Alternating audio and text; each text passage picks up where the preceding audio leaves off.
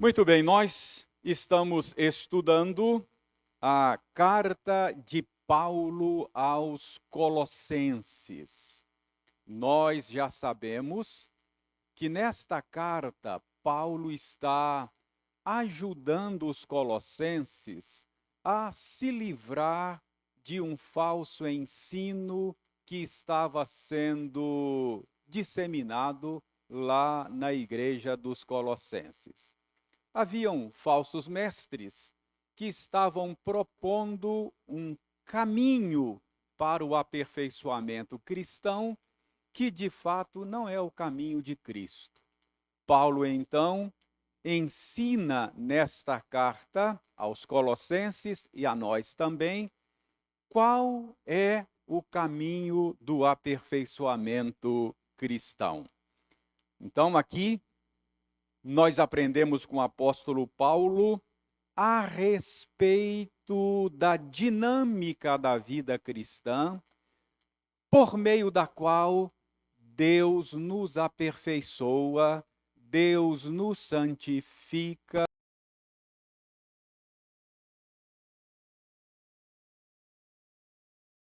da espiritualidade e da estatura de varão perfeito.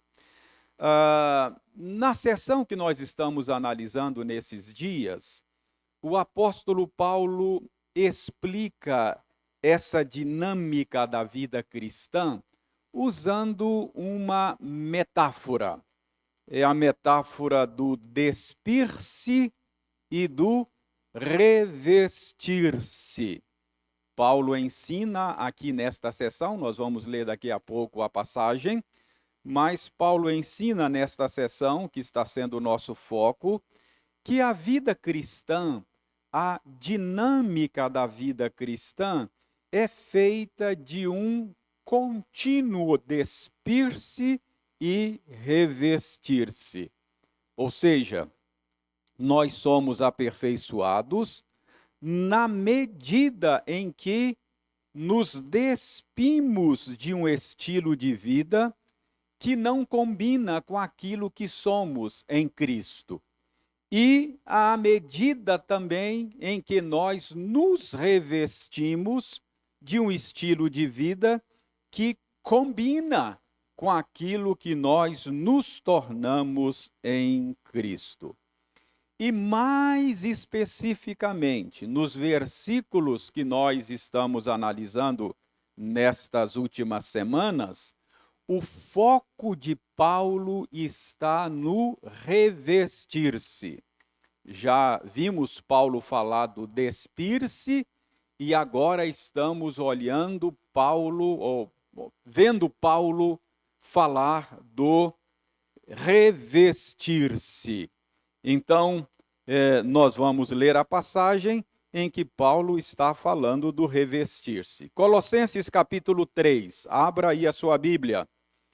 Colossenses capítulo 3, versos 12 a 17. O foco de Paulo aqui é no revestir-se. Então, Colossenses 3, 12 a 17. Vamos ver como é que Paulo está ensinando aqui, como é que funciona esse revestir-se. Eu lerei e você acompanhará silenciosamente aí na sua casa a leitura que farei.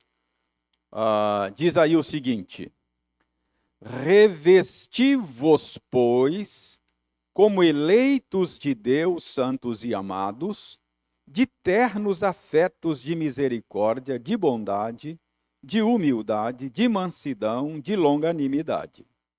Suportai-vos uns aos outros, perdoai-vos mutuamente, caso alguém tenha motivo de queixa contra outrem.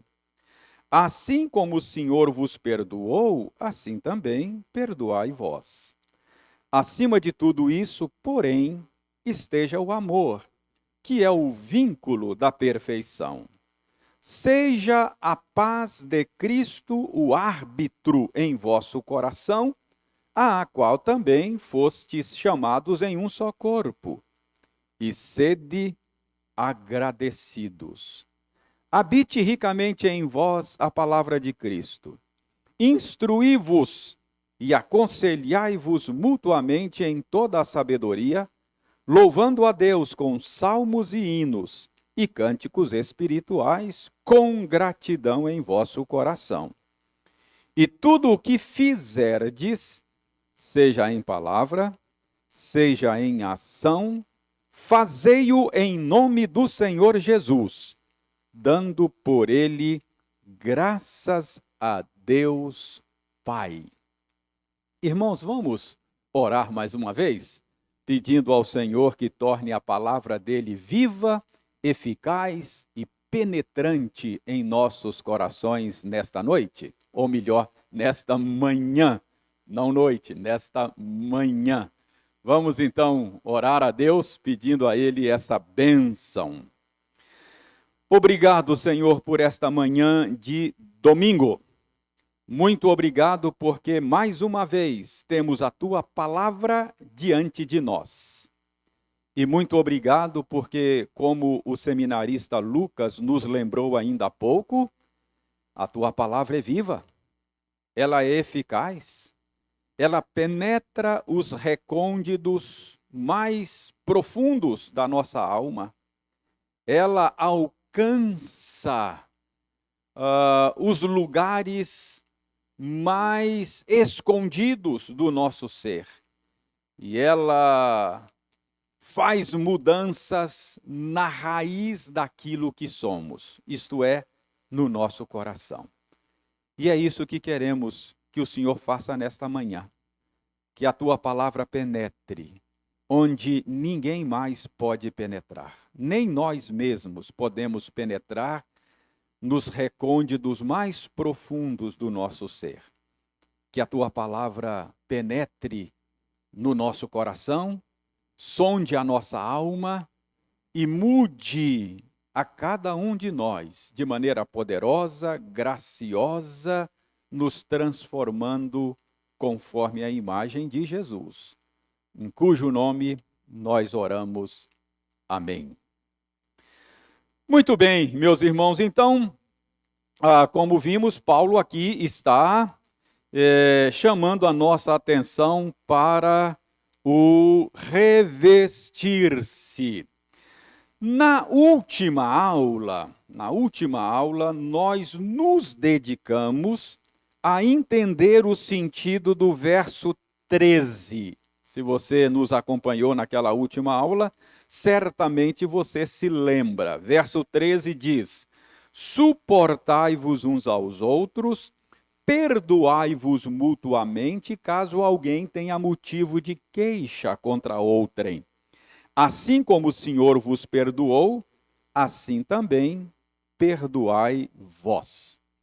Naquela aula em que nos dedicamos a entender o sentido do verso 13, nós vimos que o estilo de vida que devemos adotar por causa daquilo que somos em Cristo, o estilo de vida que combina com aquilo que somos em Cristo, o estilo de vida do qual devemos nos revestir, nós vimos, segundo o verso 13, é um estilo de vida marcado pela tolerância mútua. É um estilo de vida marcado pela concessão de perdão. É isso que Paulo diz aí. Suportai uns aos outros e concedei perdão uns aos outros.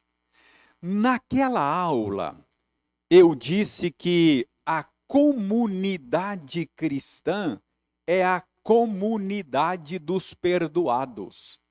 É o perdão de Deus em Cristo que fez de nós o que nós somos. Portanto, eu disse que o perdão está no DNA daquilo que somos. O perdão está no DNA da comunidade cristã. O perdão está no DNA da nova humanidade que Deus está trazendo à existência por meio de Jesus Cristo. Então, a lógica de Paulo aqui é a seguinte: assim como Deus perdoou vocês em Cristo, vocês devem também conceder perdão uns aos outros. O que Paulo está ensinando aqui é que espera-se que a comunidade cristã, uma vez que ela é a comunidade dos perdoados, ela também seja a comunidade dos perdoadores.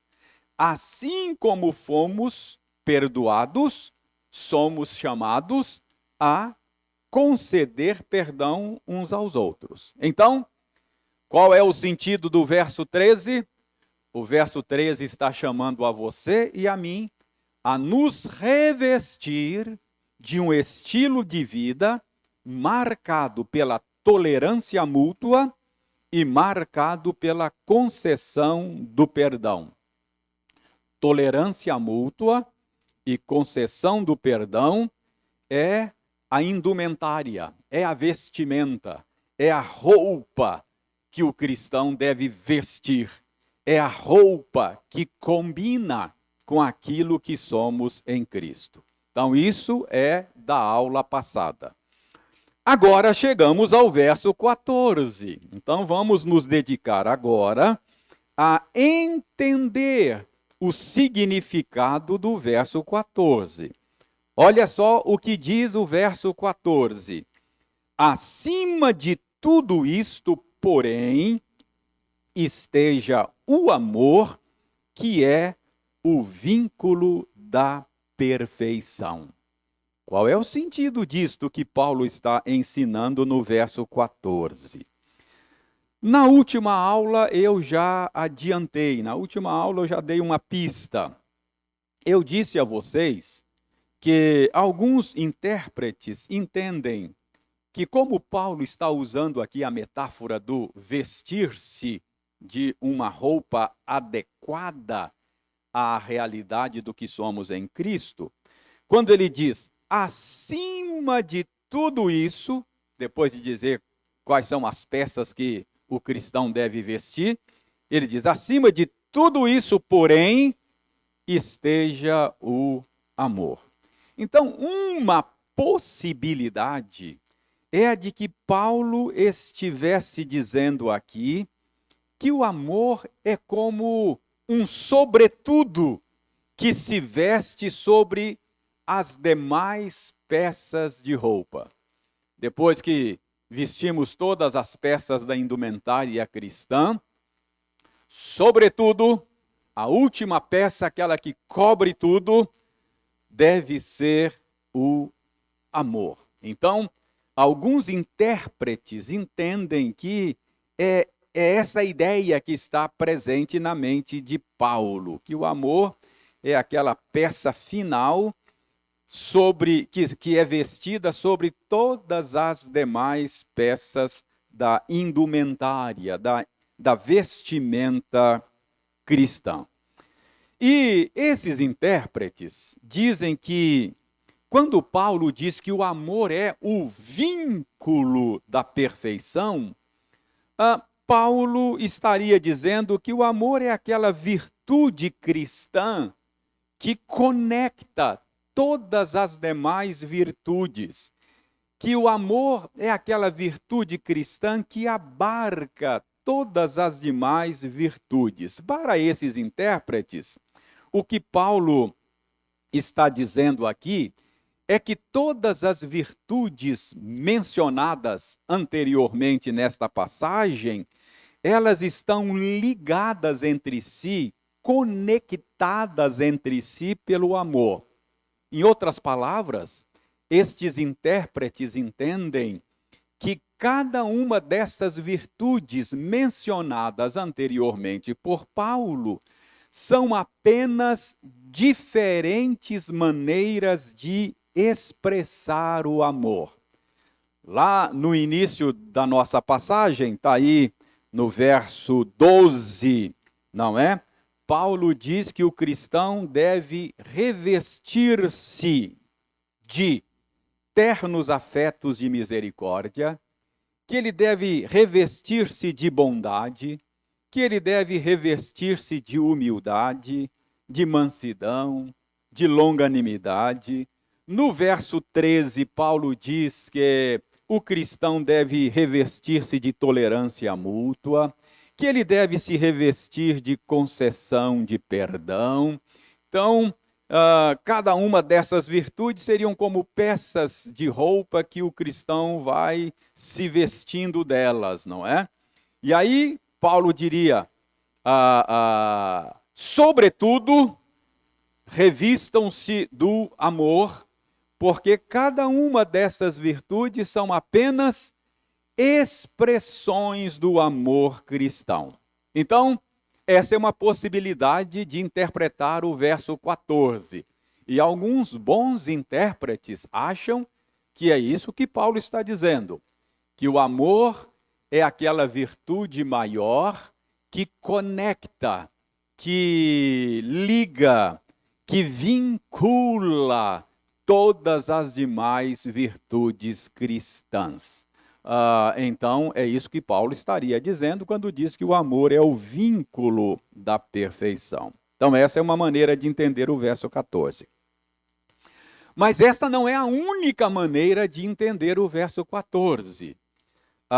Outros intérpretes, também respeitáveis, acham que não é disso que Paulo está falando no verso 14. Alguns outros intérpretes acham que Paulo não está aqui falando do amor como uma força unificadora das demais virtudes cristãs. Esses intérpretes, eles dizem que, de fato, Paulo está falando aqui do amor como uma força unificadora do corpo de Cristo. Vínculo da perfeição aqui seria o amor como aquela virtude que vincula os crentes a Cristo e uns aos outros. Então, Paulo estaria dizendo aqui que os membros do corpo de Cristo estão vinculados, unidos a Cristo e unidos uns aos outros pelo amor. Irmãos, e eu creio que esta segunda maneira de entender o verso 14 faz sentido aí pelo contexto. Você está aí com a sua Bíblia aberta em Colossenses? Dê uma olhada em Colossenses no capítulo 2, no verso 2. Paulo fala desta vinculação entre os crentes e dos crentes com Cristo. Paulo diz aí que nós estamos vinculados uns aos outros em amor. Veja a expressão em Colossenses 2:2. Vinculado juntamente em amor. Então, parece que o contexto favorece mais esta segunda maneira de interpretar o verso 14. Ainda no capítulo 2 de Colossenses, veja o verso 19. Paulo fala aí, em Colossenses 2, que o crescimento do corpo de Cristo acontece por meio da vinculação dos membros entre si com a cabeça, que é Cristo. Olha só o verso 19 do capítulo 2. E não retendo a cabeça, da qual todo o corpo, suprido, bem vinculado por suas juntas e ligamentos, cresce o crescimento que procede de Deus. Então, como é que a igreja cresce? Como é que o corpo de Cristo experimenta o crescimento que procede de Deus? Ela experimenta o crescimento que procede de Deus por meio da vinculação dos membros com Cristo e uns com os outros. Então, aqui nesse contexto, quando Paulo fala de vínculo da perfeição, ele parece estar falando mais não da vinculação das virtudes cristãs entre si, mas parece estar falando da vinculação dos membros do corpo de Cristo com Cristo e uns com os outros. Então eu creio que esta segunda maneira de entender o sentido do verso 14 é preferível. Então, no verso 14, Paulo está falando que o amor de Deus é o vínculo que nos une a Cristo e é o vínculo que nos une uns aos outros. E é por meio desta vinculação com Cristo e uns com os outros que nós experimentamos o crescimento que procede de Deus.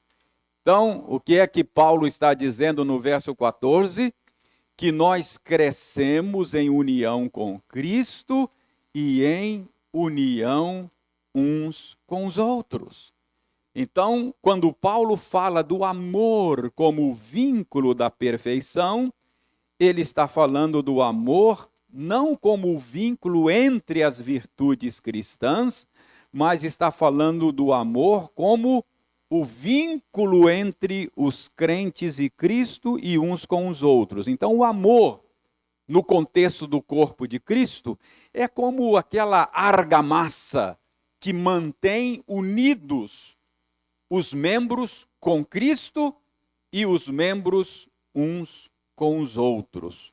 Ou seria, para usar a linguagem que Paulo usa aí no verso 19 do capítulo 2, o amor seria como essas juntas e ligamentos do corpo humano que vincula os membros uns aos outros e à cabeça. Essa é a maneira pela qual nós experimentamos o crescimento que procede de Deus. Então, eu creio que esta é a melhor maneira de entender o sentido do verso 14. Até porque, irmãos, além do contexto, a gente não encontra Paulo em outras passagens, em outros livros da Bíblia. Paulo nunca fala do amor como uma força unificadora das demais virtudes cristãs. Eu prefiro, então, a última interpretação. Pessoalmente, eu acho que Paulo está falando do amor aí no verso 14 como uma força que nos une a Cristo e nos une uns aos outros, e é desta maneira, por meio desta vinculação de amor, que nós experimentamos o crescimento que procede de Deus. É por meio desse vínculo que nós somos aperfeiçoados, não é? Então, essa é a maneira de interpretar o verso 14. Já que você já sabe o sentido do verso 14, vamos para o verso 15. Verso 15, Paulo diz: seja a paz de Cristo o árbitro em vosso coração, a qual também fostes chamados em um só corpo, e sede agradecidos. Então, verso 15. Qual é o sentido do verso 15? Não é? Verso 15 aí, Paulo diz que a paz de Cristo deve ser o árbitro em nosso coração. Qual é o significado disso? Qual é a melhor maneira de interpretar essas palavras de Paulo? Veja bem, Paulo usou a ideia de árbitro no contexto anterior. Dê uma olhada no verso 18 do capítulo 2.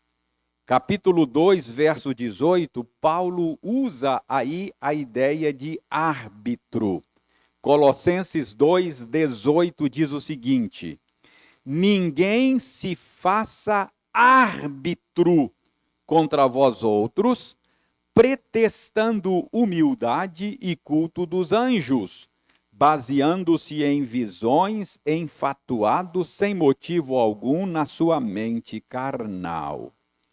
Então, Colossenses 2,18, Paulo tem em mente aí, certamente, o julgamento que os falsos mestres estavam fazendo da condição espiritual dos colossenses.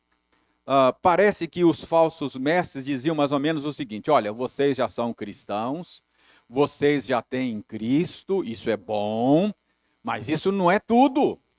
Se você quiser ser aperfeiçoado, além de possuir a Cristo, além de crer em Cristo, você precisa também obedecer certos ritos do judaísmo, você precisa passar pelo rito da circuncisão, você precisa observar certas festas religiosas dos judeus, você precisa prestar atenção em certas revelações que só nós temos, nem os apóstolos têm acesso a esse conhecimento oculto que a nós foi revelado.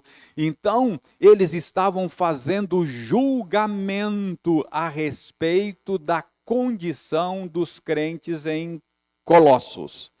Então, Paulo diz aqui no verso 18: ninguém se faça árbitro contra vós outros. Paulo está dizendo, ninguém julgue a condição de vocês. Então, árbitro aqui é um juiz. Aliás, esse termo é um termo conhecido nosso porque é um termo da linguagem contemporânea do futebol, não é? Aqueles que gostam de futebol estão familiarizados com esse termo, não é? Já ouviu falar de erros da arbitragem, ou seja, o meu time perdeu por causa de um erro da arbitragem. O árbitro errou ao julgar uma jogada, ele não fez um julgamento correto. Então, árbitro é juiz. Então, a ideia aqui de Paulo é a mesma no verso 15. Paulo diz no verso 15 do capítulo 3, que é o verso que estamos focalizando agora. Paulo diz: seja a paz de Cristo o árbitro em vossos corações. Então é possível que Paulo tenha em mente aqui a arbitragem nos esportes da época. Então Paulo estaria dizendo assim: do mesmo modo como um árbitro decide quando há um impasse entre os competidores nos esportes, assim também a paz de Cristo deve nortear as decisões de vocês. Então, ao tomar uma decisão, e se houver alguma dúvida, algum impasse, que a paz de Cristo ajude vocês a decidirem. Que a paz de Cristo seja o árbitro nos vossos corações. É isso que Paulo está dizendo aqui. A paz de Cristo como critério para tomar decisões na vida cristã. É isso que Paulo está dizendo. Mas preste atenção agora, que tem um ponto importante no verso 15. O que Paulo quer dizer com a paz de Cristo? Que paz de Cristo é essa a qual Paulo se refere aqui? Estou dizendo que aqui é importante porque eu entendo que aqui muitos de nós tropeçamos, julgamos errado o que Paulo está dizendo aqui. Muitos acham que Paulo está aqui falando da paz pessoal, da paz subjetiva, da paz de espírito. Então, alguns acham que Paulo está dizendo aqui que ao tomar uma decisão, se o nosso coração estiver em paz, se nós tivermos paz no sentido pessoal, subjetivo, paz de espírito, então a decisão foi acertada. Então, essa é uma maneira muito comum de interpretar esse verso 15 de Colossenses 3. Mas deixe-me dizer uma coisa, eu pessoalmente acho que não é isso que Paulo está dizendo, não. Eu pessoalmente estou convencido de que Paulo não está falando de paz do espírito. Eu entendo que Paulo não está falando de paz no sentido subjetivo, pessoal. Por quê? Notem que Paulo diz que esta paz, preste atenção, esta paz, ele diz, a qual, ou seja, é a paz, a qual também fostes chamados em um só corpo.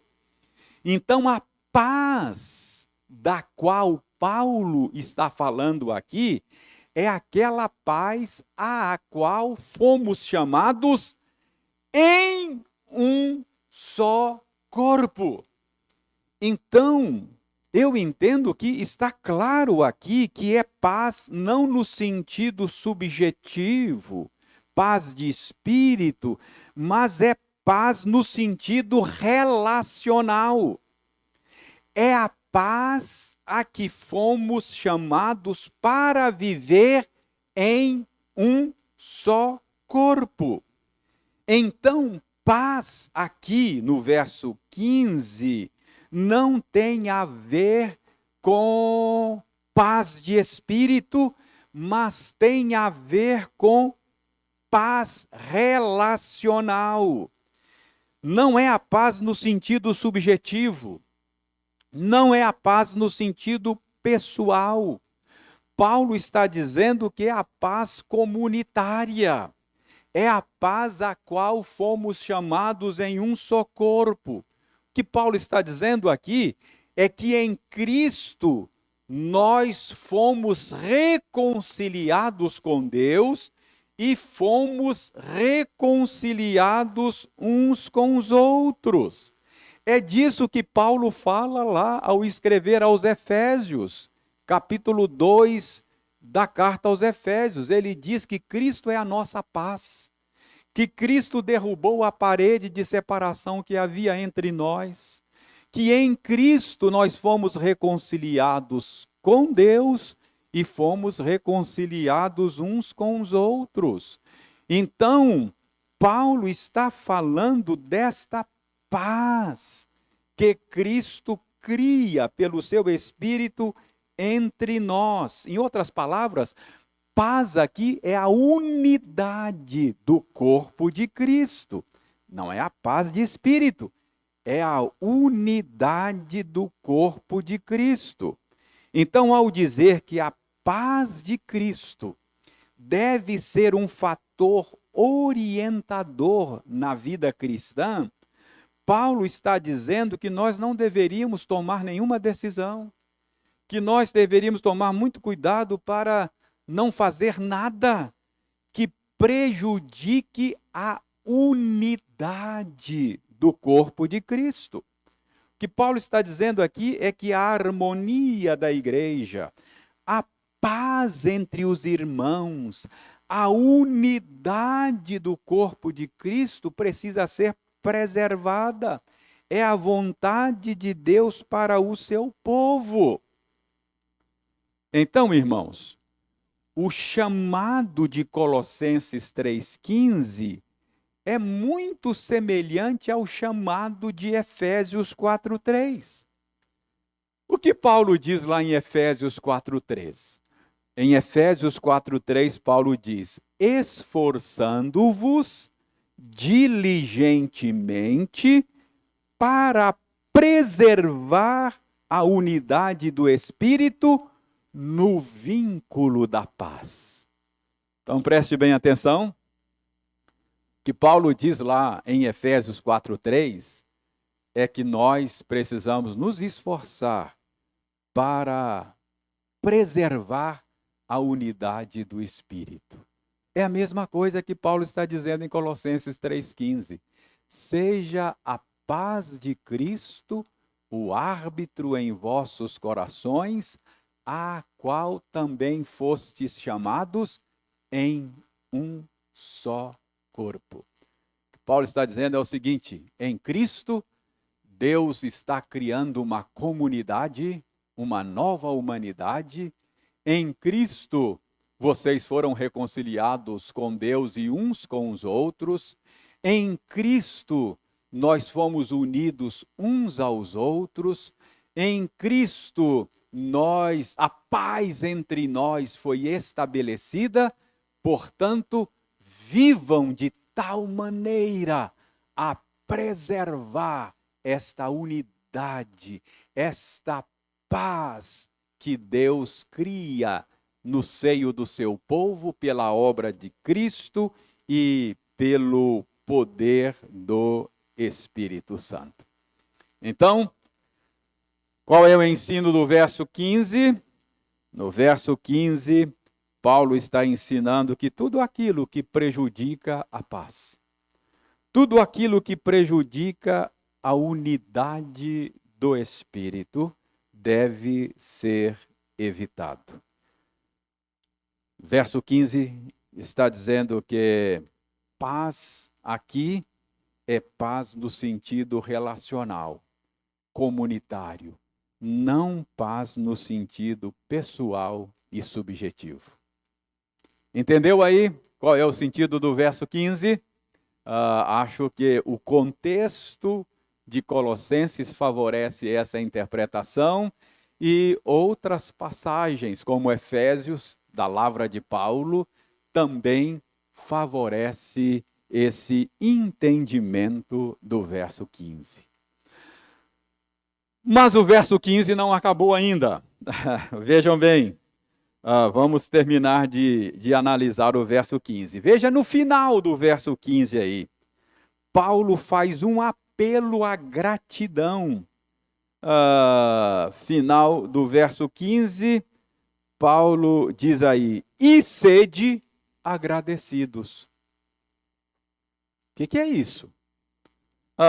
Paulo faz um apelo aí, parece meio solto, não? E sede agradecidos. Parece algo desconectado com aquilo que Paulo vinha ensinando.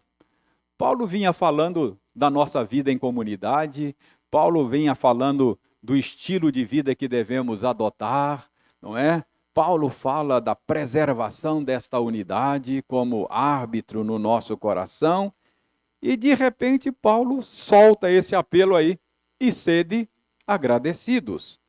Parece que esse apelo, esse chamado à gratidão, está desconectado do que Paulo vem ensinando nos versículos anteriores, não é? E a pergunta é, por que é que Paulo inclui esse apelo à gratidão? O que é que a gratidão tem a ver com a nossa vida comunitária? Irmãos, e notem aí na sua Bíblia que Paulo parece querer enfatizar esse tema da gratidão. Dê uma olhada, ele repete 3 vezes esse tema nessa passagem que temos diante de nós. No verso 15, aí no final, né, ele diz aí no final do verso 15, e sede agradecidos. Final do verso 16, ele diz, com gratidão em vosso coração. E no final do verso 17, dando por ele graças a Deus Pai. Olha só, verso 15, verso 16 e o verso 17 repetem esse chamado à gratidão.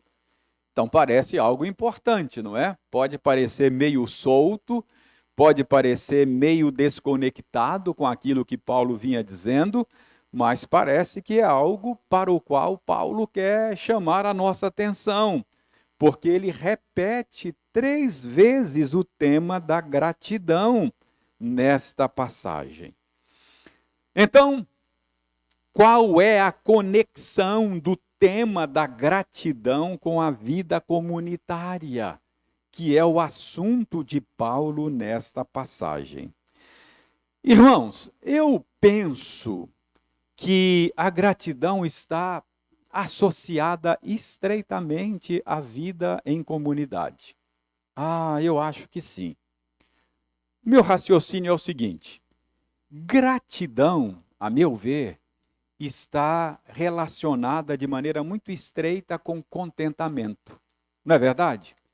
Gratidão tem a ver com contentamento, não é? O contentamento está ligado à gratidão. O que é ingratidão? Ingratidão está ligado com descontentamento. Alguém que não tem contentamento é alguém ingrato, está sempre reclamando, murmurando, não é? Isso é falta de gratidão, é falta de contentamento. E aí, se você percebe essa ligação entre gratidão e contentamento, você vai perceber que a ingratidão, que o descontentamento é um fator prejudicial à paz comunitária. Deixe-me mostrar isso a você de uma maneira mais clara. Deixa eu tentar clarear esse meu ponto. Abra sua Bíblia em Tiago capítulo 4. Vá lá em Tiago, capítulo 4.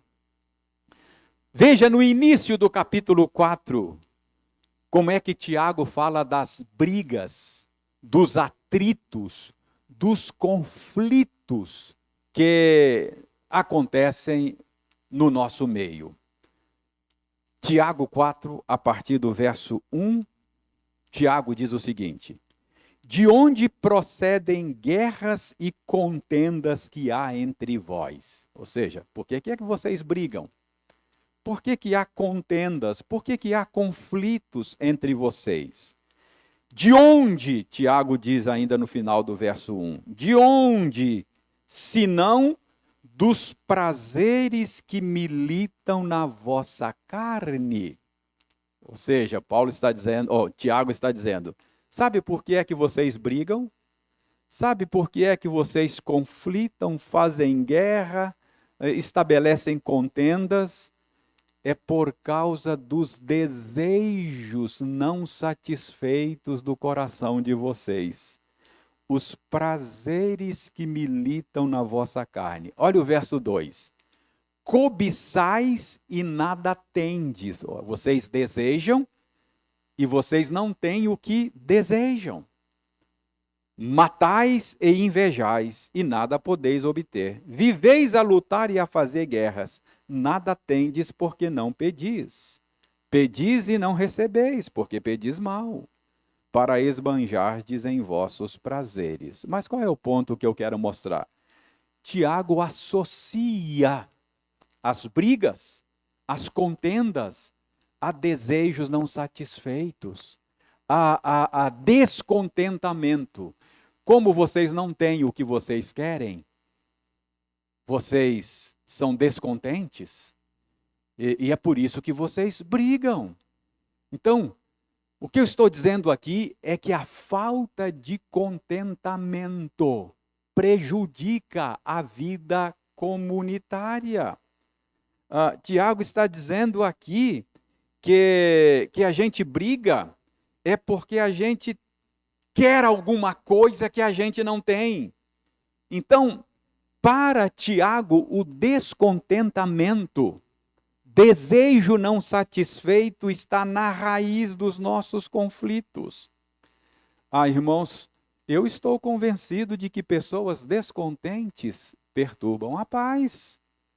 Você já viu crente descontente? Ingrato? Amargurado? Reclama de tudo? Nada está bom? Gente, isso prejudica a vida comunitária.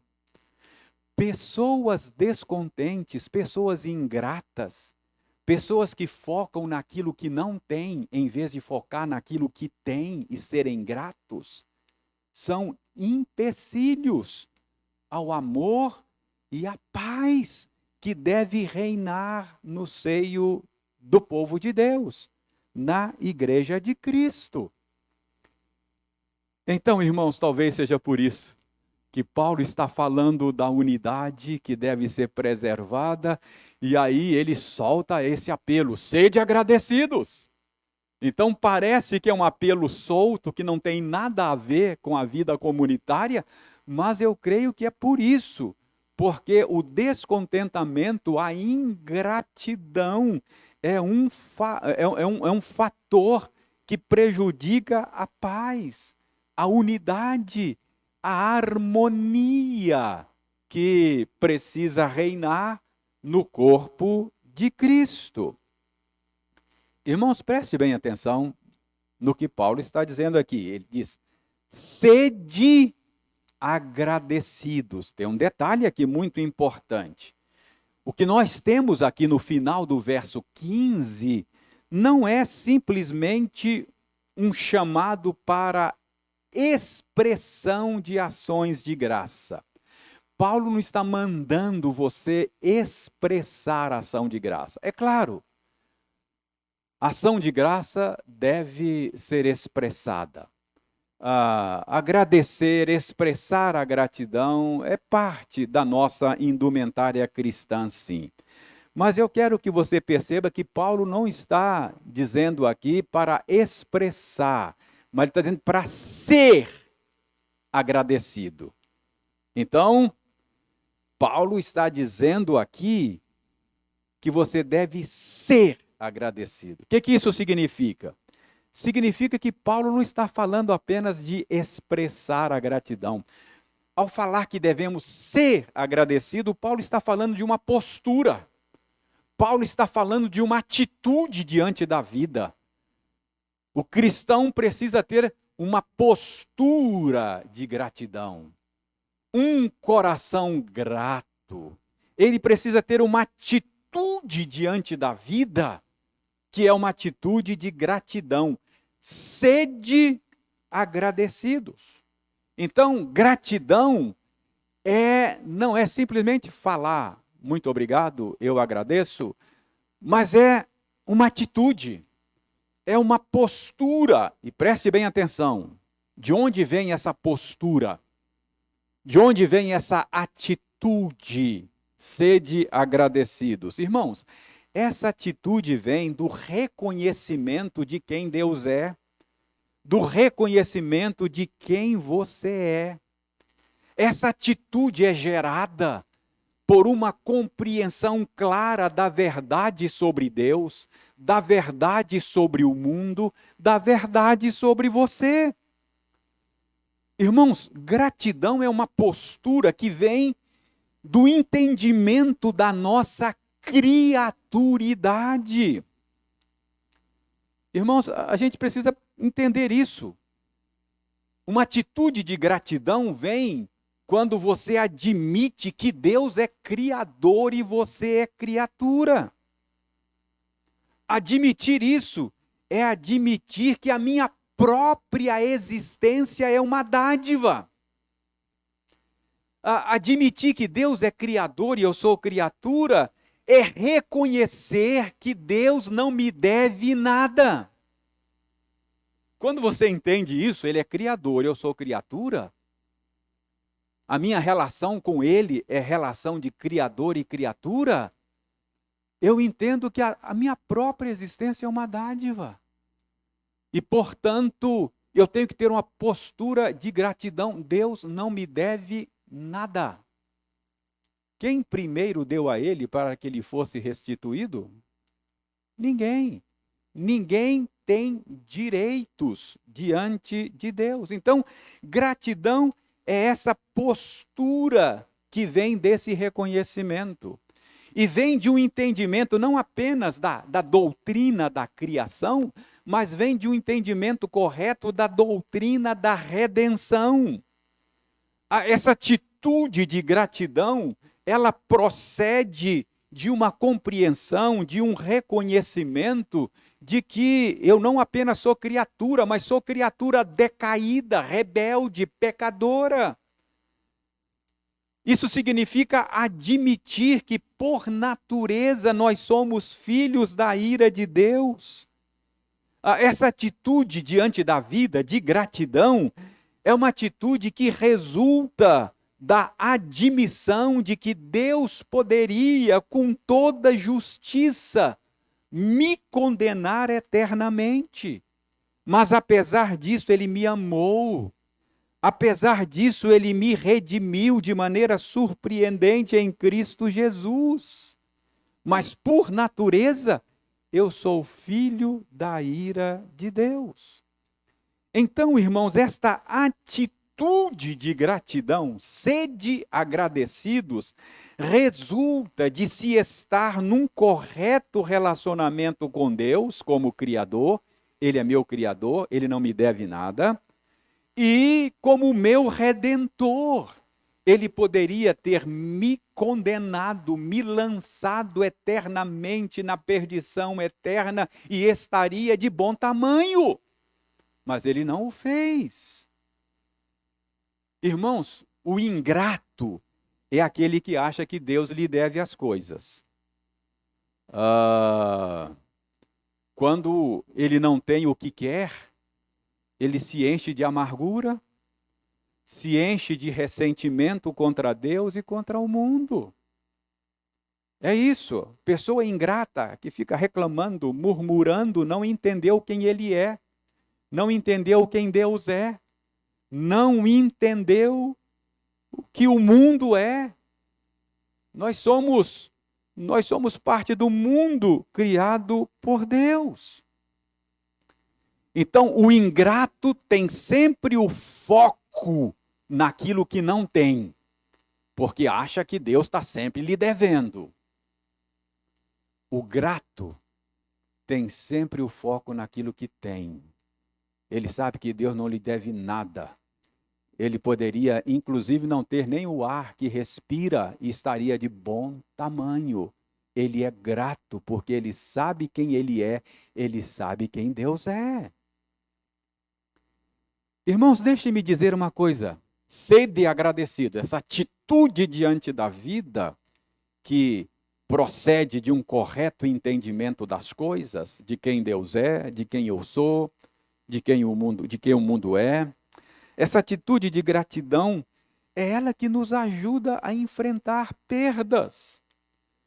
Irmãos, aquele que é grato, ele aprendeu o contentamento. Ele vive contente em toda e qualquer situação, porque ele entendeu quem Deus é.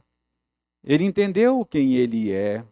Ele entendeu a sua relação com Deus e ele sabe que Deus não lhe deve nada.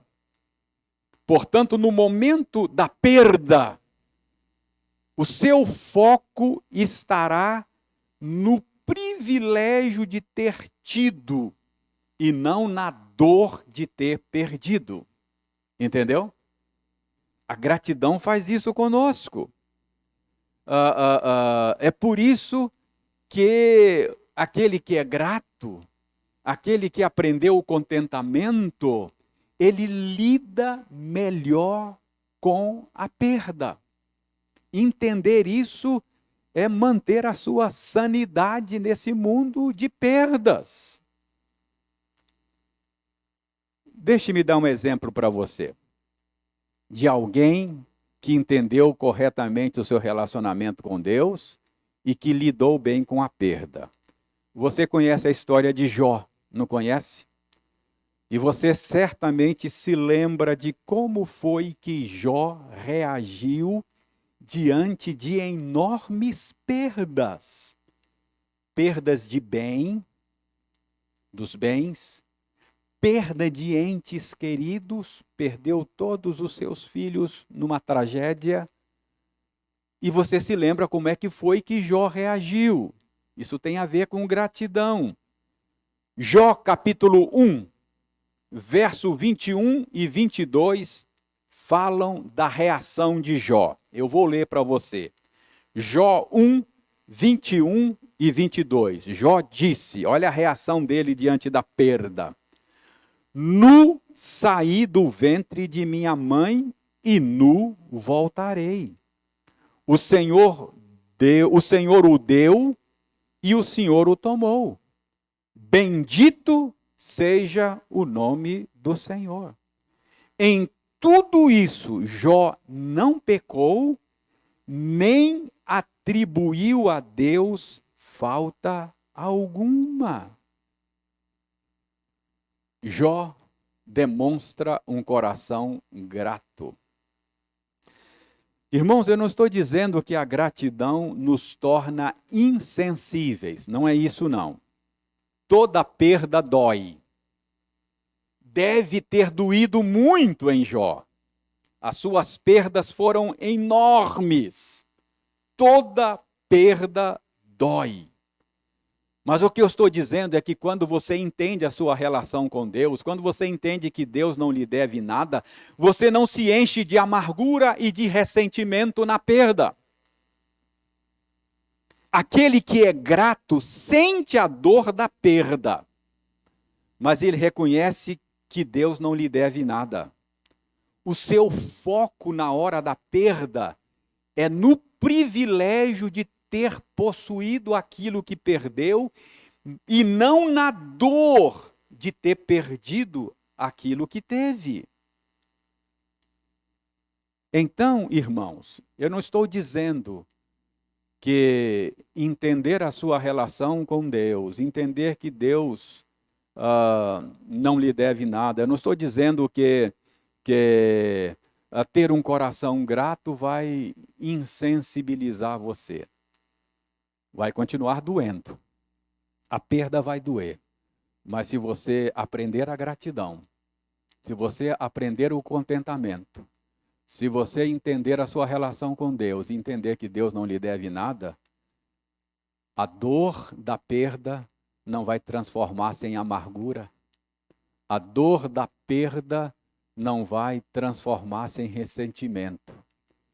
Você vai sentir a dor da perda, mas vai se alegrar por ter tido aquilo que perdeu. O Senhor Deus deu, o Senhor Deus tomou. Bendito seja o nome do Senhor. Jó não atribuiu a Deus falta alguma. Deus não estava em falta com ele. Deus não lhe devia nada. Entendeu?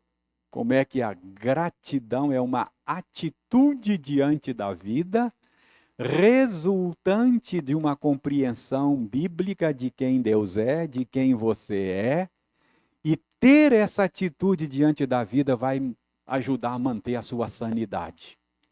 Quando a perda acontecer, vai doer, mas você não vai se encher de amarguras e de ressentimentos contra Deus. Sede agradecidos. Esse é o último chamado aí do verso 15, não é? Então, esse é o sentido do verso 15. Seja a paz de Cristo o árbitro em vosso coração, a qual também fostes chamados em um só corpo, e sede agradecidos. Assim, a gratidão é parte desta indumentária, é parte da vestimenta que o cristão deve tomar para si por causa do que ele se tornou em Cristo Jesus. Por isso, ao falar do que você deve se revestir, Paulo incluiu aqui a gratidão, a atitude de gratidão. A indumentária cristã, ela é também feita de contentamento. Ela é também feita de gratidão. Cristão é aquele que tem aprendido a viver contente em toda e qualquer situação. Irmãos, nós vamos parar no verso 15 e na próxima aula, se Deus quiser, daqui a 15 dias, são 2 semanas cada aula, nós prosseguiremos para os versos 16 e 17. Por enquanto, fica aqui o nosso entendimento dessa vestimenta e o desafio é que você todos os dias, continuamente, no poder do Espírito, na força que Deus supre, esteja se esforçando para se revestir dessas coisas, não é? Um espírito manso e humilde, tolerância mútua, concessão do perdão, a paz de Cristo como fator orientador das suas decisões e uma postura de gratidão diante da vida. Que Deus abençoe a você, que Deus abençoe a mim e que nós nos revistamos todos os dias dessa roupagem que Deus mesmo preparou para nós em Cristo Jesus. Amém. Vamos orar, encerrando então a nossa aula de hoje. Vamos orar. Obrigado, Senhor, por essa compreensão da dinâmica da vida cristã. Muito obrigado por nos ajudar a compreender como é que a vida cristã funciona. Muito obrigado por essa indumentária, esta roupa que o Senhor mesmo preparou para nós em Cristo Jesus. Ajuda-nos a nos vestir dela. Ajuda-nos a nos revestir de um espírito manso, humilde, longânimo. Ajuda-nos, ó Senhor Deus, a preservar com todas as nossas forças e de maneira intencional a unidade do Espírito, que não tomemos nenhuma atitude, que não tomemos nenhuma decisão que venha quebrar, prejudicar a unidade que o Espírito Santo, por meio de Cristo, está gerando entre nós. Ajuda-nos a fazer da paz de Cristo o árbitro nos nossos corações. Obrigado, Senhor Deus, porque o Senhor tem nos ensinado também uma postura correta diante da vida. Dá-nos um coração grato. Livra-nos da murmuração. Livra-nos do ressentimento. Ajuda-nos a compreender que o Senhor não nos deve nada, mas tem nos dado muito mais do que merecemos. Ajuda-nos a compreender isso. Ajuda-nos a sermos agradecidos. Nós oramos com o coração humilde e com o coração confiante. Em nome de Jesus. Amém.